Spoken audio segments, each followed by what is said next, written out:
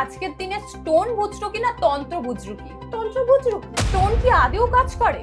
তন্ত্র কি এর মধ্যে পুরোটাই কি কাজ হয় না পুরোটাই আয়ু আছে? তন্ত্র এবং রত্ন দুটোই কিন্তু একই জিনিস। এবারে এখন কি হয়, তো একই দিনে 4-5টা ক্লায়েন্টের আমরা কেস নিয়ে নিচ্ছি, বশীকরণ হয়ে যাচ্ছে, এটা কি পসিবল? তাহলে আমরা এটা কিভাবে বলতে পারি কোনো মানুষের জীবনের একটা সমস্যা সেটা দুদিনে সলভ হয়ে যাচ্ছে তন্ত্রের মাধ্যমে, তাও একই দিনে 10টা ক্লায়েন্টের প্রবলেম নিয়ে আমি ঠাকুরের কাছে যাচ্ছি?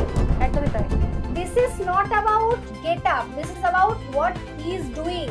বেসিক্যালি তো দেখছি সবাই মানে অনেক ক্লায়েন্ট বসিয়ে কাজটা হচ্ছে, তন্ত্র মানে সাধনা খুব একটা ডিফিকাল্ট পার্ট। অনেককে দেখেছি অনলাইন কনসাল্ট করছে, অনলাইন তন্ত্র করছে, এটা এটা কি কিভাবে সম্ভব? পসিবল এটা কি হচ্ছে? সম্ভব? আচ্ছা, তোমার কথা অনুযায়ী মধু, তাহলে মানুষ কোন প্রতিকারটা বেছে নেবে, তন্ত্রের প্রতিকার না স্টোনের প্রতিকার? অবশ্যই স্টোনের প্রতিকার। আমাদের মতো অথেন্টিক জেম স্টোন তো কেউ দিতেই পারবে না।